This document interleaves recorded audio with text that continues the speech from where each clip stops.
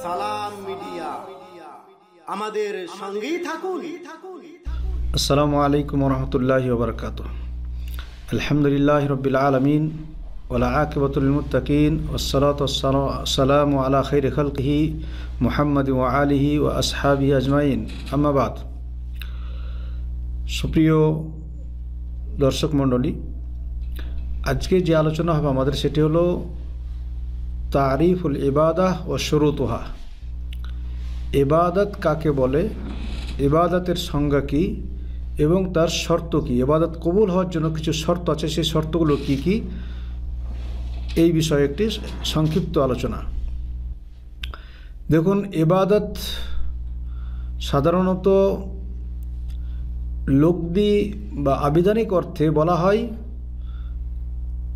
তাজিম করার উদ্দেশ্যে, কাউরি সম্মানের উদ্দেশ্যে অন্য কাউরির জন্য নিজেকে উৎসর্গ করা অথবা কাউরির নিকটে মাথা নত করা।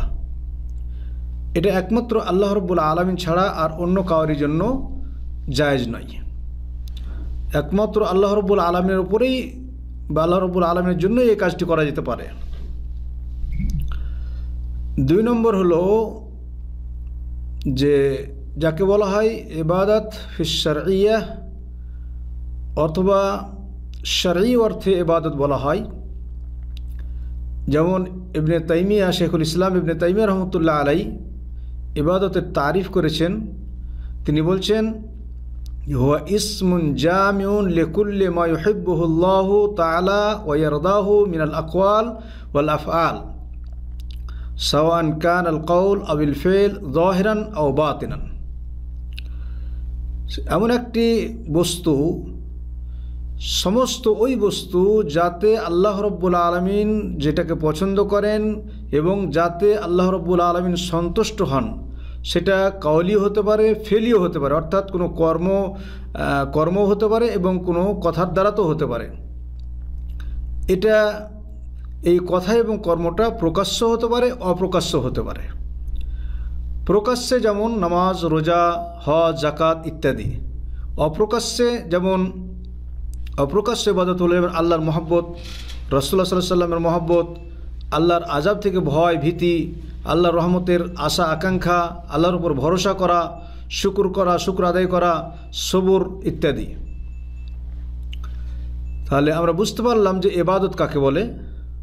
এবং ইবাদত আপনি আপনার জীবনের প্রত্যেকটি ক্ষেত্রেকে ইবাদত বানাতে পারেন যদি সে ইবাদতটা বা সেই কাজটা মানুষ সারা জীবনের প্রতিটি ক্ষেত্র, তার চলাফেরা, ওঠা বসা, আরও বিভিন্ন কাজকর্ম, সমস্ত কিছু, সারা জীবনের সমস্ত কিছু তার ইবাদত বলে গণ্য হতে পারে যদি আপনি আপনার এই ইবাদতটাকে, আপনার কর্মটাকে আল্লাহ এবং আল্লাহর রসুল সাল্লাল্লাহু আলাইহি সাল্লামের দেওয়া তরিকা অনুযায়ী, নিয়ম অনুযায়ী এবং আল্লাহর দেওয়া নীতি মেনে আপনি কাজ করেন।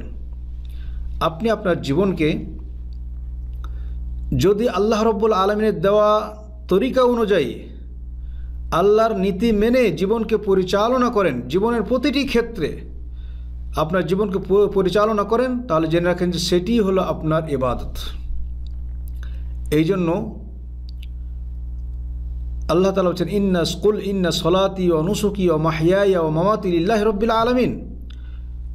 বলো, আমার নামাজ, আমার কুরবানি, আমার জীবন, আমার মরণ সমস্ত কিছু আল্লাহ রাব্বুল আলামিনের জন্য।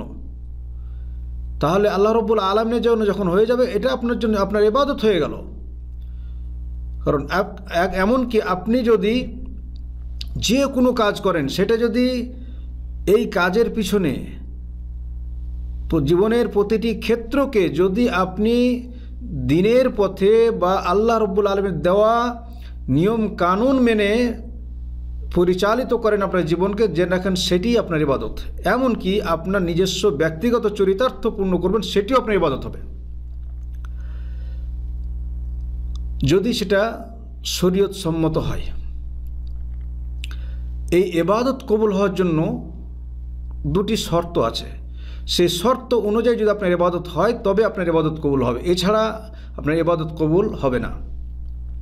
ইবাদত কবুল হওয়ার জন্য যে দুটি মেন শর্ত, সেটি হলো 1 নম্বর শর্ত হলো ইখলাসুন নিয়াহ লিল্লাহি তাআলা। আপনি যে কোনো ইবাদত করবেন, প্রত্যেকটি ইবাদতের পিছনে একমাত্র আল্লাহ রাব্বুল আলামিনের সন্তুষ্টি লাভের উদ্দেশ্যে হতে হবে। এই নিয়ত আপনার খালেস অন্তরে খালেস হতে হবে বা অন্তর পরিষ্কার হতে হবে যে আপনি একমাত্র আল্লাহর সন্তুষ্টি লাভের জন্য এই ইবাদতটি করছেন, এই কাজটি করছেন। কারণ ইখলাসুন নিয়াহ, আল্লাহ সন্তুষ্টি লাভ ছাড়া অন্য কাউরে কোনো সন্তুষ্টি লাভ বা আল্লাহ ছাড়া অন্য কাউরে উদ্দেশ্যে কোনো ইবাদত করলে সেই ইবাদত গ্রহণযোগ্য হবে না। আল্লাহ বলেন ওমা উমিরু ইল্লা লিয়াবুদুল্লাহ মুখলিসিনা লাহুদ্দিনা হুনাফা। একমাত্র খালেস অন্তরে আল্লাহ রাব্বুল আলামিনকে সন্তুষ্ট করার জন্য আপনার ইবাদত হতে হবে, আপনার নিয়ত হতে হবে। কারণ আপনি যদি যে কোনো ইবাদত, ভালো ইবাদত করছেন, কিন্তু আপনার নিয়ত যদি আল্লাহকে সন্তুষ্ট করা ছাড়া অন্য কিছু থাকে, অন্য কাউকে সন্তুষ্ট করার উদ্দেশ্য থাকে, তাহলে সেটা আপনার রিয়াকারী হয়ে যাবে, শিরকে পরিণত হবে, আপনার এই ইবাদত আল্লাহর কাছে গ্রহণযোগ্য হবে না। দ্বিতীয় নম্বর শর্ত হলো মুতাবিআতুর রাসূল সাল্লাল্লাহু আলাইহি সাল্লাম। আপনি যে কোনো ইবাদত করুন বা মুওয়াফাকাতুল ইবাদা লিশ-শরিয়াতুল ইসলামিয়া, শরীয়তে ইসলামী এবং কোরআন এবং হাদিস, সুন্নাহ নববী, কোরআনুল করিম এবং সুন্নতে নববিয়ার মাধ্যমে বা তার তরিকা অনুযায়ী আমরা যে কোনো ইবাদত করব, সেই ইবাদতটি যতক্ষণ পর্যন্ত আপনার কোরআন এবং হাদিস সম্মত না হবে, তার তরিকা অনুযায়ী না হবে, আল্লাহ রসুল সাল্লাল্লাহু আলাইহি সাল্লামের দেওয়া তরিকা অনুযায়ী না হবে, ততক্ষণ পর্যন্ত সেই ইবাদতটি আল্লাহর কাছে গ্রহণযোগ্য হবে না। তাহলে এখানে দুটো জিনিস, যদি আপনার ইখলাস থাকে আর যদি ইবাদত করতে গিয়ে তরিকাতে উল্টো করেন, তাহলে এটা আমরা বেদাতে পরিণত হবে। যতই ইখলাস থাকুক, কিন্তু ইখলাস আছে সঠিক, সত্যি আপনি একমাত্র আল্লাহ সন্তুষ্টি লাভের জন্য কাজ করছেন, কিন্তু দেখা যাচ্ছে যে আপনার তরিকাটা ভুল, নিজে ইচ্ছা মতো তরিকা বানিয়েছেন, তাহলে সেটা হবে বেদাত। আর যদি আপনি তরিকা ঠিক রেখেছেন, হাদিস কোরআন মোতাবেক আমল করছেন, কিন্তু নিয়ত আপনার সঠিক নেই, তাহলে সেটা নিয়ত সঠিক না থাকার কারণে, নিয়ত আল্লাহর সন্তুষ্ট লাভ না থাকার কারণে, অন্য কাউকে সন্তুষ্ট লাভের উদ্দেশ্য থাকার কারণে, বা আপনার নিয়ত সঠিক না থাকার কারণে হতে পারে আপনার এই ইবাদতটি শিরকে পরিণত হতে পারে। এই জন্য হাদিসে পাওয়া যায় যে মান সাল্লা ইউরাই ফাকাদ আশরাকা, লোক দেখানো নামাজ পড়লেন, সেই শিরক করলেন। মান তাসাদ্দাকা ইউরাই ফাকাদ আশরাকা, কেউ লোক দেখানো সাদকা করলো, সেও শিরিক করলো।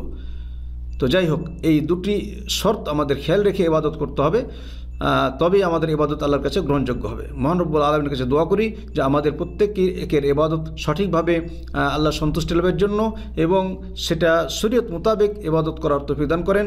আমিন। সাল্লাল্লাহু আলা নবিয়িনা মুহাম্মদ। আসসালামু আলাইকুম ওয়া রাহমাতুল্লাহি ওয়া বারাকাতুহু।